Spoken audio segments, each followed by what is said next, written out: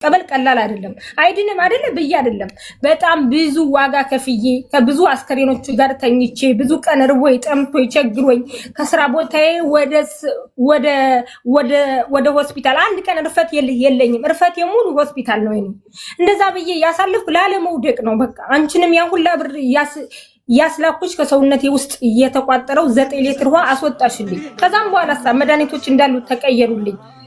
በቃ አሁን ወስዳቸው መድኃኒቶች እየከበዱኝ ሄዱ። አቅሜ እያነሰኝ ሄደ። ከሰው ሀገር ነው ያለው። ማን ነው የሚያነሳኝ? ማን ነው የሚጥለኝ? በየደቂቃው እየተነሳው ምግቤ ማስተካከል አለብኝ። መድኃኒቴን መውሰድ አለብኝ። መውጣት መውረድ አለብኝ። ያን ማድረግን አልችላልኩም። እየደከመኝ ሄደ። ታውቂያለሽ መድከም እንዴት ነው? የሆነ ተስፋ የሌለው ድካም ውስጥ ነኝ ያለሁኝ።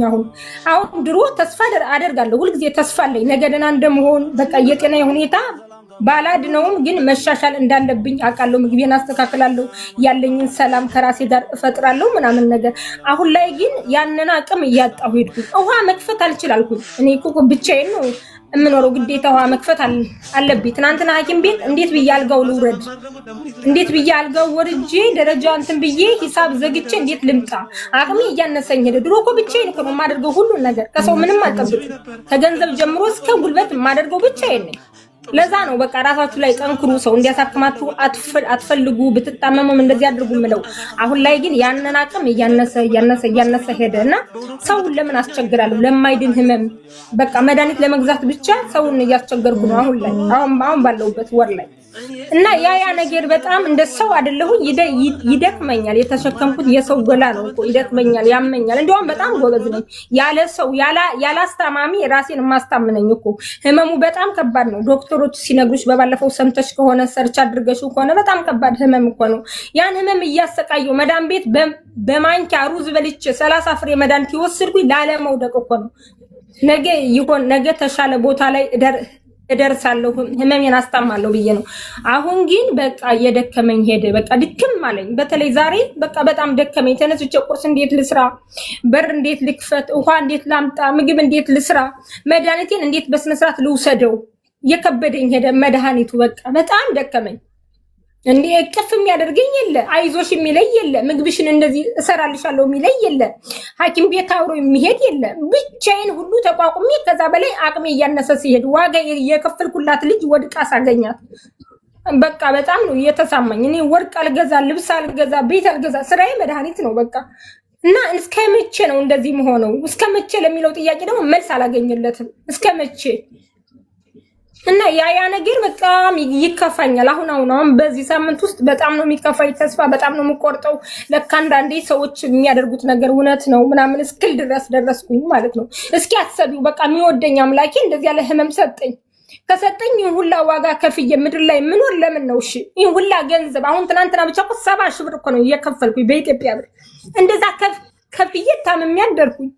ገና ነገም ገና ነው፣ ገና ነገ በስቲያም ገና በየቀኑ እንደዚህ የማደርገው ምድር ለኔ ምን ሰጣኝ ነው? አሁን ዝም ብዬ ሳስበው ዝም ብዬ ነው ጊዜን የማቃጥል ያለሁኝ፣ ዝም ብዬ ነው ምደክም ያለሁኝ፣ ዝም ብዬ ነው ሰውን ሁሉ የማስቸግር ያለሁኝ። እስከዛሬ እየሰራው ከኖርኩኝ አሁን ላይ ግን ከሰው እጅ ላይ የምወድቅ ከሆነ ስህተት ነው።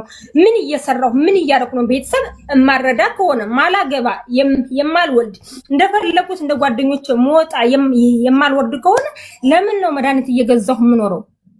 በቃ ተሰቃየው እኮ አሁን እኮ ተሰቃየው። በቃ ውስጥ ያውን ሰውነቴ ሁሉ እንዳለ መድኃኒት ነው እኮ። አፌ ሁሉ የሚሸት መድኃኒት ነው እኮ። የምወስዳቸው መድኃኒቶች ቀላል አይደሉም። እና ያ ነገር ነው። ያው ለኔ ስለምታስቡ ያስቀየምኳችሁ ሰዎች ካላችሁ ተስፋ ስለቆረጥኩ ምናምን በጣም ይቅርታ። ግን ያው ምንም አማራጭ ስለሌለ እኮ ነው።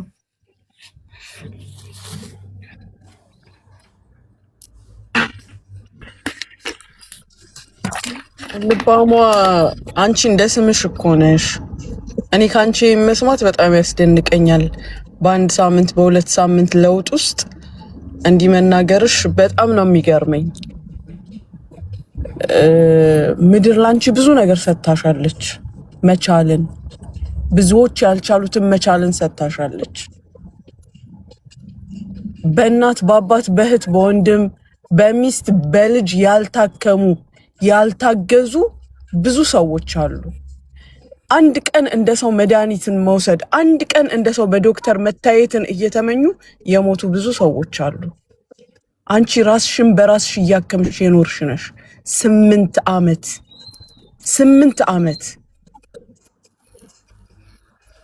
ራስሽን ያስተዳደርሽ ሴት ነሽ። ሰው ጎንበስ ቀና ያላደረገሽ ሴት ነሽ። አሁን በስተመጨረሻ እጅ ትሰጫለሽ? መቻልን የሰጠሽ አምላክ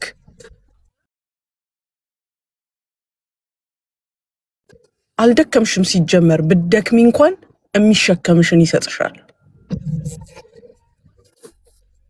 በባዶ ሜዳ ተስፋ ያደረግሽው አምላክ ገና አንቺ አገር ተሻግሮ መኖርን የምታስቢ ሴት በሁለት ሳምንት ውስጥ እንዲህ አይነት ወይ በአንድ ሳምንት ውስጥ እንዲህ አይነት ንግግር ካንቺ አይጠበቅም። መጨረሻሽ የሆነ ነገርሽ ሊያምር ሲል ሰይጣን ነው እንዲህ አይነት አስተሳሰብ የሚያሳስብሽ፣ ውስዋስ ውስጥ የሚከትሽ። በፊት ሰው አላየሽም። በጉልበትሽ በተስፋሽ በራስሽ ነበር የምትታገሪው። ዛሬ ሰው ሲያይሽ ምናልባትም ነገሮችን የሚያሳምሩልሽ ሰዎች ወደ አንቺ ሲመጡ ተስፋ ሊያስቆርጥሽ የሚፈልገው ሰይጣን ነው። ብቻሽን እዛ ሶፋ ላይ ስትገላበጪ፣ ብቻሽን ስንት ነገር ስትሆኚ ያላሰብሽውን ሐሳብ ዛሬ ህዝብ ሲያስብሽ፣ ሁሉም ሰው ወደ አንቺ ሲመጣ እንዲህ የሚያደርግሽ ሰይጣን ነው። የታሰበልሽን ነገር የተዘጋጀልሽን ነገር እንዳታገኝ ብሎ ሞኛቱኝ። በፍጹም ሞኛቱኝ። የምታመልከው አምላክ ብቻሽን ባለሽበት ሰዓት አብሮሽ ሆኖ አሳይቶሻል። እሱ ወርዶ አያነሳሽም፣ ወርዶ አይደግፍሽም። ቀሪውን ሰዓት ደግሞ የሚያግዙሽን የሚደግፉሽን እሱ ያስነሳል፣ እሱ ወደ አንቺ ይልካል። አሁን ይሄንን ሰዓት ሰይጣን ድብሽ ላይ ያሾፍብሽ። ደከመሽ፣ እሰይ እንኳን ደከመሽ። መድኃኒቱ ሲሰራ ነው፣ ለውጥ ነው። መቲ ሳሪን ሳቢያት አንዴ አንቺ እስካሁን ያኖረሽ ከመድኃኒቱም ከምኑም በላይ ውስጥሽ ያለው ተስፋ የሰውን ልጅ የሚያኖረው ተስፋ ነው። ወላይ ነው የምልሽ ልባሟ። መሲ ሳሪን እናት አባት እህት ወንድም አጠገባቸው ኖሮ ተስፋ ብቻ ስለሌላቸው መድኃኒት የማይሰራላቸው ተስፋ ውስጣቸው ስለሌለ ውስጣቸው በተስፋ መቁረጥ እየተበላ የሞቱ ብዙ ሰዎች አሉ። የድሮ ተስፋሽን ወደ ውስጥሽ መልሹ። በፊት የታመንሽውን አምላክ ታመኙ፣ ተደገፊው። ይህንን ሁሉ ህዝብ ተመልከች። እዚህ ጋር ሳሪ እሙዬ የሳውዲ ጀግና ናት፣ ኤምኬ የመራት ጀግና፣ መሲ፣ እኔ፣ ይሄ ሁሉ ህዝብ ከታች 3200 አንቺን ብሎ ነው የተቀመጠው። አንቺን ምን ሆነች ምን እናድርግ ብሎ ማን የሰበሰበው? ካንቺ ይመስልሻል? ካንቺ የተነሳ ይመስልሻል? ኖ አይደለም። ወደ ራስሽ ያቺኛዋ የበቀደመዋ ልባሟ ሁኚ። እኔ አንድ ሌሊት ነው ያስለቀሽኝ። ውስጥሽ ያለው ተስፋ ነገ ገና ሌላ ሀገር ሄደሽ ለመኖር ለመስራት ያለሽ ነገር መልሻት ያቺን ልባሟን። አንቺ ራስሽ አትግደያት። ተመለሽ ወደ በቀደምሽ። ቀሪውን እሱ ይሰራዋል።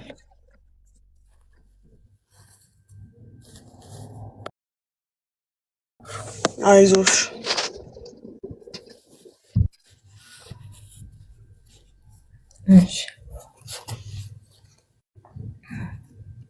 የውልሽ ልባማ ፈጣሪ የሚወደውን ነው የሚፈትነው ይባላል በእኛ ሀገር አይደለ? በአባባል ያለፍሽባቸው ብዙ ታሪኮች አሉ። አሁን ደግሞ ወገኖችሽ አለን ከጎንሽ ነን ሲሉ ከአንቺ ጎን መሆናቸውን እየተናገሩ በዚህ አንቺን ለመርዳት በሚደክሙበት ሰዓት ላይ አንቺ ደግሞ እንደዚህ አይነት ውሳኔ ስትወስኝ ጭራሽ ነው የሰው ሞራላችንም ከኛ ጋር ያለውም ነገር ይሟጠጣል እና አለን ከጎንሽ እስከ መጨረሻው። ሀገር ቤትም ገብተሽ ጸበልም ተከታትለሽ በእርግጠኝነት ትድኛለሽ ከዚህ ነገር። እግዚአብሔር ይኸውልሽ፣ እግዚአብሔር ባለቀ ነገር ነው አዲስ ነገር የሚጀምረው፣ ባለቀ ነገር ነው እንጂ በነበረ ነገር ላይ አይደለም። ስለዚህ የአንቺ ነገር ሊሰራ ስላለ ነው፣ ከፊት ሊሰራ ስላለ ነው ሰይጣን ሊያሰናክልሽ ይህንን አድቫንቴጅ የሚጠቀመው እና ፕሊዝ እጅ እንዳትሰጪ። በምንም አይነት ታሪክ እጅ እንዳትሰጪ። እንደዚህ አይነት የሚያሸማቅቁ እንደዚህ አይነት ነገር የሚያደርጉ ነገር ካፍሽ እንዳይወጣ ቃል እንዳይወጣ። የእውነት የምህረት አምላክ እግዚአብሔር ነገ ምሮ ታሪክ ሰርቶ ደግሞ እንደዚሁ ታያለሽ። ይሄው አክስቴ እንዳለችሽ ሙኒት እንዳለችሽ ሁሉም አይዞሽ የሚል ነው። ሳሪ አይዞሽ የሚል ነው። ለራሷ ፕሮግራም ተይዞልሻል። እኔም አለው አቅማችን በፈቀደ መሲም አለች መሲ አለው። እሺ ማውራትም አልችልበት ቦታ ነው ግን ልስማችሁ። ስለዚህ ሁላችንም ከጎንሻለን እና በእንደዚህ አይነት ነገር ራስሽን ይልሽ። የሰው ልጅ የመጀመሪያው መውደቁ የሚለቀው ተስፋ ሲቆርጥ። ተስፋ መቁረጥ የለብሽም። በታሪክ ተስፋ መቁረጥ የለብሽም። እዚህ ምድር ላይ ይኸውልሽ ልባማ በክራንች ሰው አይተሽ አታውቂም። ራሱ ላይ የሚጸዳዳ ሰው አይተሽ አታውቂም። እስቲ ወጣ በይና እግዚአብሔርን ምን ያህል ማመስገን እንዳለብሽ የሚገባሽ የዛን ጊዜ ነው። ስለዚህ የተፈጠረው ነገር የማይድን ነገር በምድር ላይ ለእግዚአብሔር የሚሳነው መጀመሪያ ላይ እምነታችንን ነው